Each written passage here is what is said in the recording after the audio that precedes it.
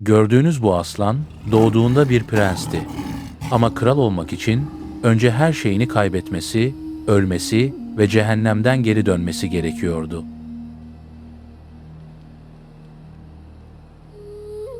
Afrika, yeryüzünün en eski hikayelerinin yazıldığı, merhametin değil, gücün konuştuğu topraklar.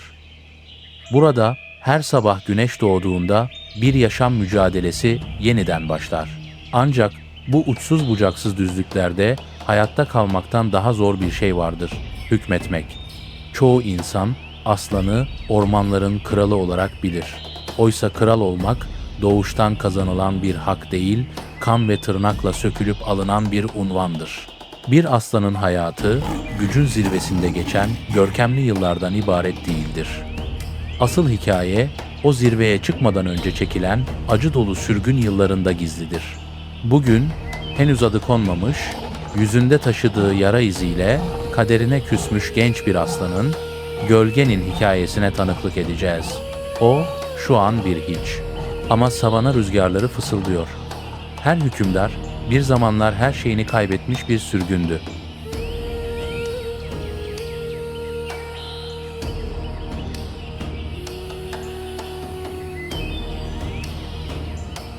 Gölge için çocukluk sona erdi. Henüz 3 yaşında. Yeleleri yeni yeni belirginleşiyor, kasları tam gelişimini tamamlamamış. Biyolojik saati acı bir gerçeği haykırıyor. Artık doğduğu sürüde ona yer yok. Sürünün baskın erkekleri, yani babaları ve amcaları, kendi genlerini korumak için büyüyen erkekleri bir tehdit olarak görür. Bu, doğanın ensest ilişkiyi önlemek ve gen havuzunu güçlü tutmak için uyguladığı acımasız bir sigortadır. Gölge güvenli alanından, annesinin ve kız kardeşlerinin koruyucu çemberinden şiddetle kovuluyor. Artık o bir göçebe. Arkasında bıraktığı şey sadece ailesi değil, düzenli yemek, güvenlik ve aidiyet duygusu. Önünde uzanan şey ise tarafsız bölge olarak bilinen, hiçbir kuralın geçerli olmadığı ölümcül bir hiçlik. Aslanların ölüm oranının en yüksek olduğu dönem işte bu sürgün yıllarının ilk aylarıdır. Gölge şimdiye kadar prens gibi yaşadı. Şimdi ise bir dilenci gibi hayatta kalmak zorunda.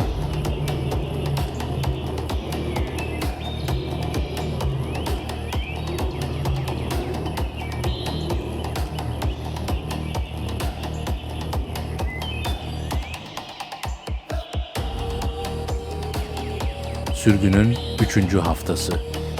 Gölgenin vücudu eriyor. Bir aslan tek başına avlanmak için yaratılmamıştır. Onlar ekip çalışmasının, stratejinin ustalarıdır. Ancak gölge şimdi tek başına bir bufaloyu devirmeye çalışmanın intihar olduğunu acı bir tecrübeyle öğreniyor. Başarısız her av girişimi onu biraz daha güçten düşürüyor. Geceleri savana değişir. Gündüzün sessizliği yerini kıkırdayan gölgelere bırakır. Sırtlanlar, aslanların ebedi düşmanları.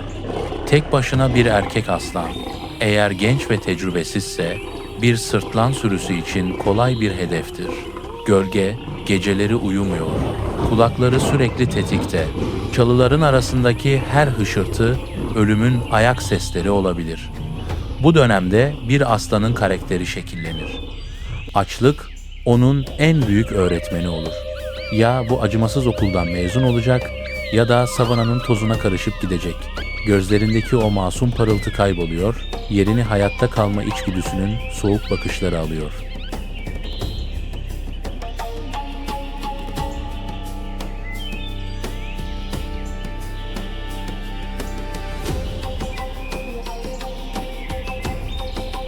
Vahşi doğada matematik basittir.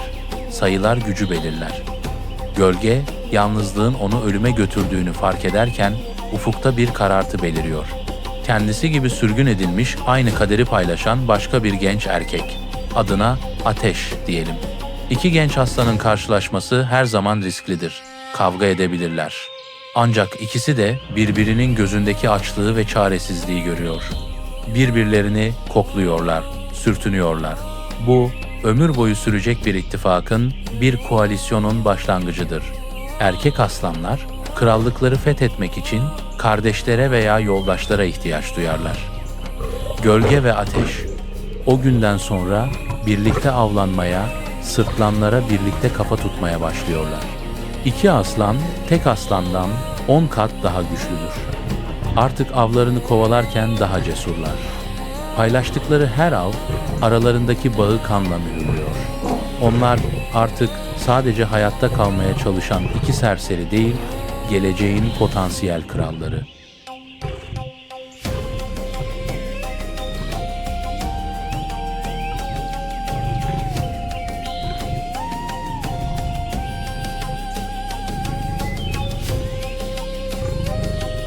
Aradan 2 yıl geçti. O cılız, korkak gençler gitti. Yerine kas kütleleri zirveye ulaşmış, boyunlarını saran yeleleri koyulaşmış iki savaş makinesi geldi. Aslanlarda yele rengi testosteron seviyesinin ve sağlığın göstergesidir. Gölgenin yelesi artık siyaha çalıyor. Bu, rakiplerine "ben güçlüyüm" mesajı verirken, dişilere "ben iyi bir gen taşıyıcısıyım" sinyali gönderiyor. Artık kaçmıyorlar. Bölgelerinden geçerken kükremeleri kilometrelerce öteden duyuluyor.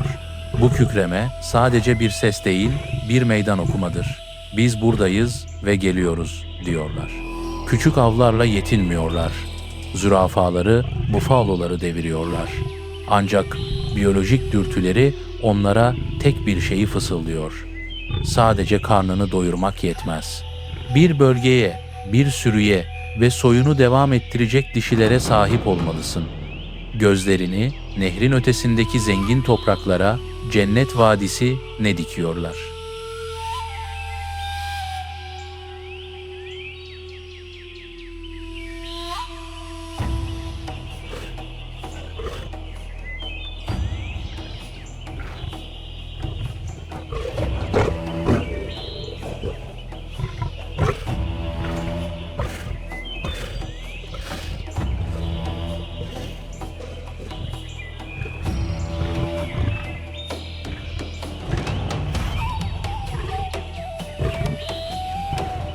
Cennet Vadisi, yaşlı ama tecrübeli iki erkek aslan tarafından yönetiliyor.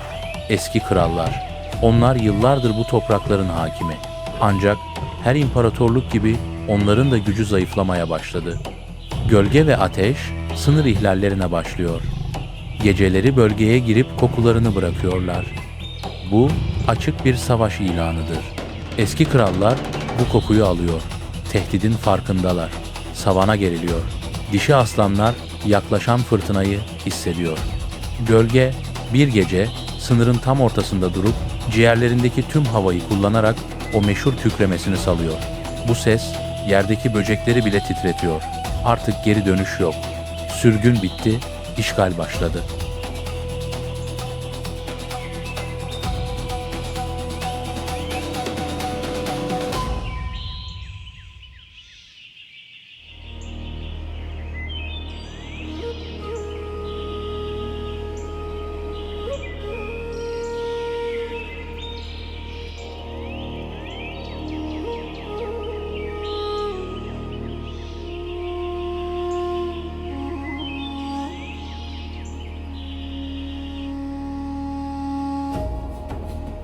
Ve beklenen gün geliyor.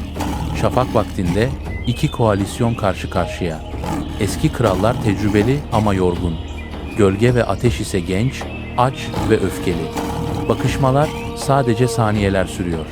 İlk hamleyi Ateş yapıyor, ardından Gölge lider erkeğin üzerine atılıyor. 400 kiloluk devlerin çarpışması kemik sesleriyle yankılanıyor. Bu bir spor müsabakası değil. Kural yok, hakem yok. Amaç öldürmek ya da sakat bırakmak. Gölge, yaşlı kralın sırtına dişlerini geçirirken kendi omzuna da bir pençe darbesi alıyor. Ancak acıyı hissetmiyor. Adrenalin damarlarında bir nehir gibi akıyor. Eski kralların direnci kırılıyor. Gençliğin ve öfkenin karşısında tecrübe yetersiz kalıyor. İlk kral kaçıyor. İkincisi ise ağır yaralı halde terk ediyor savaş alanını. Zafer sessizce değil, kanla geliyor.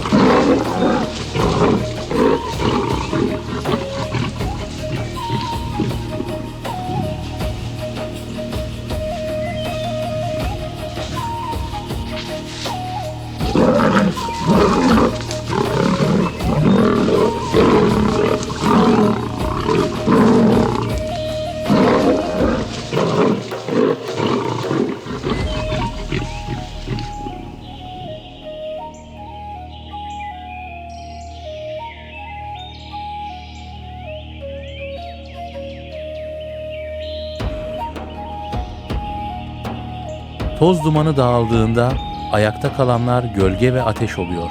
Onlar artık bu toprakların yeni efendileri. Ancak doğanın en karanlık yasası şimdi devreye giriyor. Sürünün dişileri onları hemen kabul etmeyecek. Ve daha da kötüsü, sürüde eski krallardan olan yavrular var. Gölge yavrulara yöneliyor. Bu, izlemesi en zor anlardan biridir. Ancak erkek aslan, kendi genlerini taşımayan yavruların büyümesini beklemez. Dişilerin tekrar çiftleşmeye hazır hale gelmesi için önceki neslin silinmesi gerekir. Bu bir vahşet değil, genetik bir zorunluluktur. Savana sessizliğe gömülürken yeni bir hanedanlık eskiyi yok ederek kuruluyor. Dişiler önce dirense de sonunda doğanın bu karşı konulamaz gücüne boyun eğiyorlar.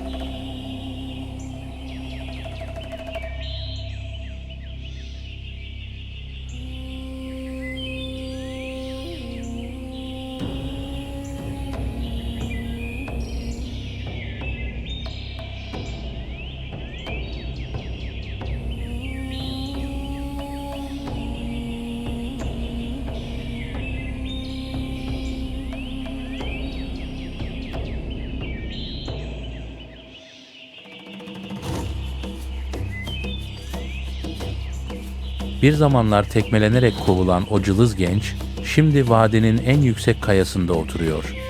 Yüzündeki yara izi artık bir utanç değil, bir madalya. Aşağıda avlanan dişiler ve güvende olan sürüsü var. Gölge, başını gökyüzüne kaldırıyor ve vadide yankılanan o tok sesiyle hükmünü mühürlüyor. O artık sadece hayatta kalan biri değil, o bir hükümdar. Ama biliyor ki bu döngü asla durmaz. Bir gün uzaklardan başka genç sürgünler gelecek ve tıpkı onun yaptığı gibi onu tahtından indirmek için karanlıkta bekleyecekler. Ama o gün gelene kadar kral odur.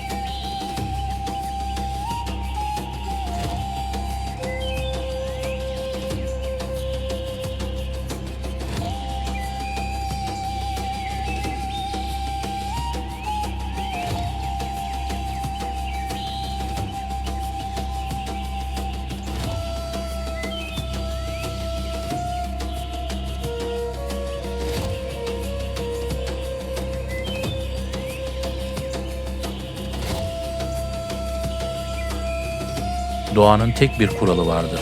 Yükselen her şey bir gün düşmek zorundadır. Gölge zirveye ulaştı.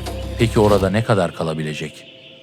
Rakipler, kuraklık ve ihanet kapıda bekliyor. Yaban Destanı'nın da hikaye yeni başlıyor. Bir sonraki bölümde hükümdarların yükselişi, bölüm 2, ihanetin bedeli. Abone olun ve doğanın bu eşsiz senaryosunu kaçırmayın.